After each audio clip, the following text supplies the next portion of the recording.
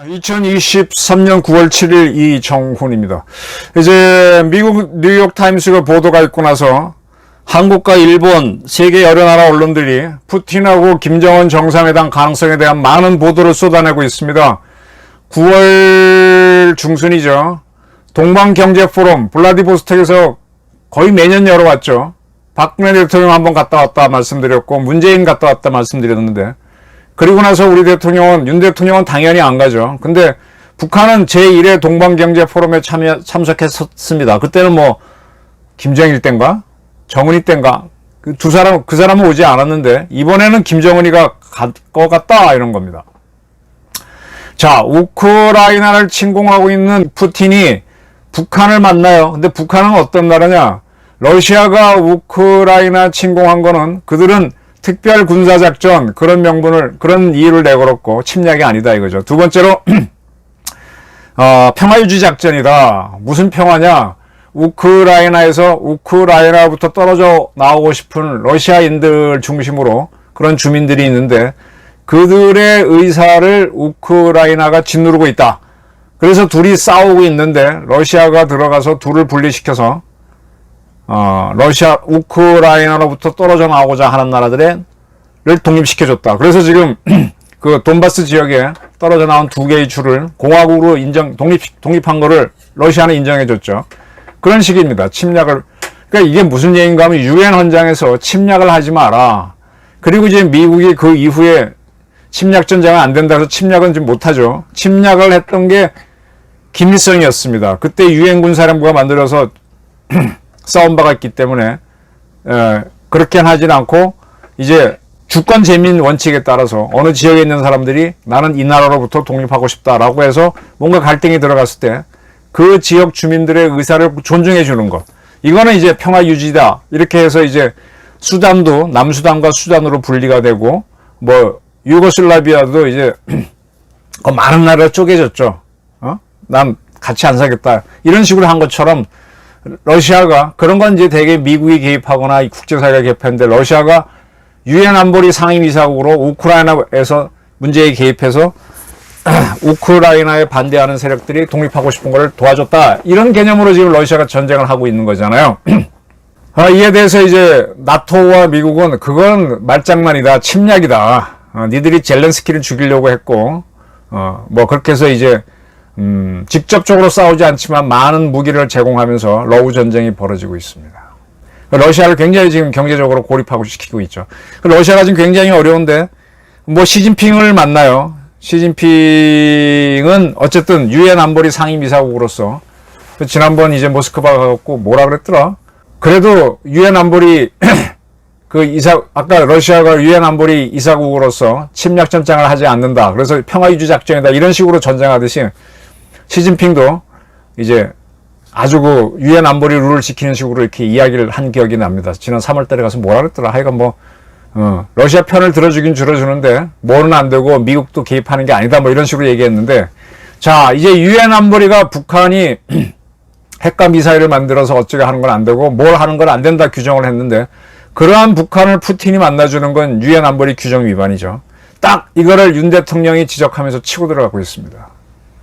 들어가니까 이제 대통령이 한번 움직이니까 전 세계도 따라서 움직이는 거죠. 그래서 9월 10일부터 13일, 4일 동방경제포럼에 푸틴하고 김정은이 만나면 이거는 유엔 안보리 결의 위반이니까 시비가 되는 겁니다. 자, 푸틴하고 김정은은 어떻게 하든 만나겠죠.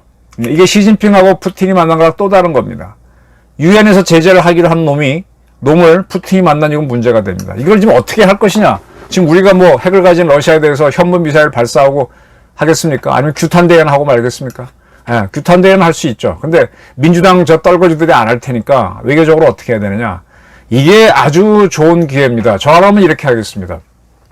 한반도 문제는 문재인 같은 유들은 종전선언을 해서 남북끼리 서로 이제 합의해서 통일하자, 그런 개념인데, 북한은 우리를 용인하지 않고 북한의 공산주의 세력이 남한서 다 뛸 수 있도록 대한민국 광복군의 좌우가 다 돌아 있으니까 광복군을 대한민국의 뿌리로 잡고 뭐 이런 식으로 해서 우리가 공산주의 용공을 함으로 해서 통일을, 어떻게 보면 북한한테 통일전선 전선으로 먹히는 건데, 그렇게 하면서 이제 가자 그랬는데, 이거는 남북한끼리 어쩌고저쩌고 하자는 거, 우리 혼자 생각. 그렇게 안 됩니다. 유엔에서는 어떻게 하도록 됐는가 하면은, 자, 우리를 일본으로 독립시킬 때 신탁 통치를 하려고 그랬어요. 근데 우리가 결사적으로 반대하니까, 그래. 너 독립정부 세워봐. 신탁 통치 안 하겠다 그랬습니다. 그러면서 이제 했는데, 그래서 유엔이 개입해갖고, 야, 정부 만들어봐 그랬더니, 유엔 안보리의 중요한 이사국인 소련이, 아니야, 북한 지역은 안 돼. 내가 군정하는 지역은 안 돼. 그래서 남한만에서의 선거만으로 대한민국 정부가 만들어지고, 북한 지역에서는 소비에트 정권을 만들었죠. 그 지금까지 분단이 되어 왔습니다. 그리고 전쟁이 났습니다. 전쟁이 나오고, 전쟁을 끝내는 정전협정을 맺으면서 유엔은, 그러면 한반도는 전쟁을 겪었으니까 다시 이제 한 나라로 만들려면은 유엔 제네바에서 그때 열렸었는데 정치회의, 이 6.25 전쟁에 참여한 유엔 국가를 중심으로 회담을 해서 평화적으로 해결하라고 그랬습니다. 그 회담이 몇 번 열리다가 합의가 안 돼서 지금까지 캔슬되고 있는데, 여기에 당연히 러시아가 참여하죠. 소련의 후예인. 그리고 러시아는 계속해서 북한 편을 들면서 이 합의가 안 되도록 할 겁니다. 이번에 유엔 결의사항을 푸틴이 어기고 김정은을 만들어줬기 때문에 우리는 앞으로 한반도 통일을 논의하게 될 유엔 보장하에서 한반도 정치회의에 러시아는 빼라 라고 주장할 근거를 갖는 겁니다. 사실은 시진핑이한테도 그걸 걸을 수 있었는데 그건 문재인이가 안 걸었어요. 그건 지나갔고. 그리고 중국이 남는데, 중국은 공산국가예요. 중국이란 국가는 공산정권을 붕괴시키면서 또 다른 공산국가인 북한도 붕괴시키자, 이런 합의를 하면서 이제 우리가 남북 통일로 갈 수 있겠죠. 무슨 얘기인지 아시겠습니까? 자, 러시아는 지금 어쨌든 형식상으로 민주국가입니다. 선거로 대통령을 뽑습니다.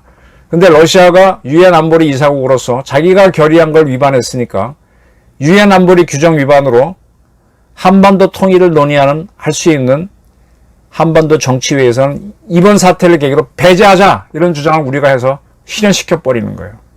아니면은 한반도 통일을 용인하는 조건으로 회담에 들어오게 하거나.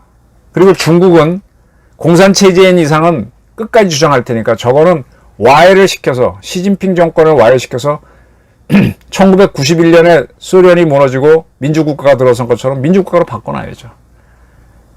그렇게 되면은 그 민주국가인 중국도 공산국가인 북한의 그건 아니다. 이거는 인민을 탄압하는 거니까 아니다. 라고 하면서 그 와해를 시키면서 그 와해된 북한을, 그 무정부 상태가 되면 막 거기서 먹고 살기 위해서 막 난민들이 나오고 난장판이니까 누가 통제할 것이냐. 중국도 지금 내가 바쁘게 살고 안 되니까 대한민국 원래 니네가 하나였으니 해라라고 했을 때 우리가 북한을 평화 통일할 수 있는 기회가 되는 거죠.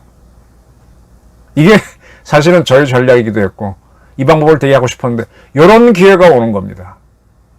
푸틴, 러시아, 김정은 만나면 유엔 안보리 결의안 위반이니까 한반도 문제에서 러시아를 제거해버리는 겁니다. 이걸 우리 외교적으로 치고 나가는 거예요. 모스크바에 현무미사일 쏠 수는 없지 않습니까? 필요하다면 쏠 수도 있는 거고. 그리고 주한 러시아 대사를 추방해도 돼요.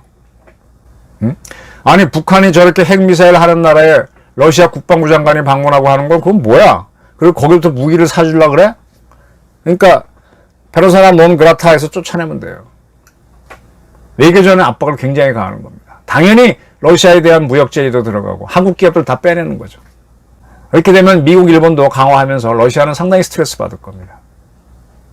이런 외교 전략을 하고 중국에 대해서는 좀 더 시간이 걸리겠지만은 그럼 더 빠를 수도 있어요. 미국, 일본과 공조해서 유럽과 같이 공조해서 공산 정권이 와해가 되도록 대만과 같이 밀어붙이는 겁니다.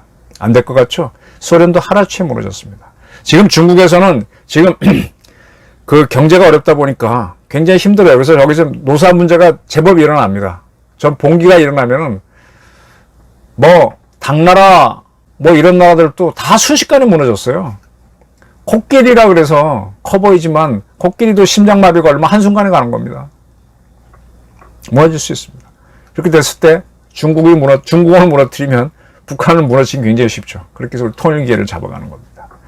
그래서 이번에 좋은 기회가 오고 있다. 윤석열 대통령은 푸틴을 어떻게 해라?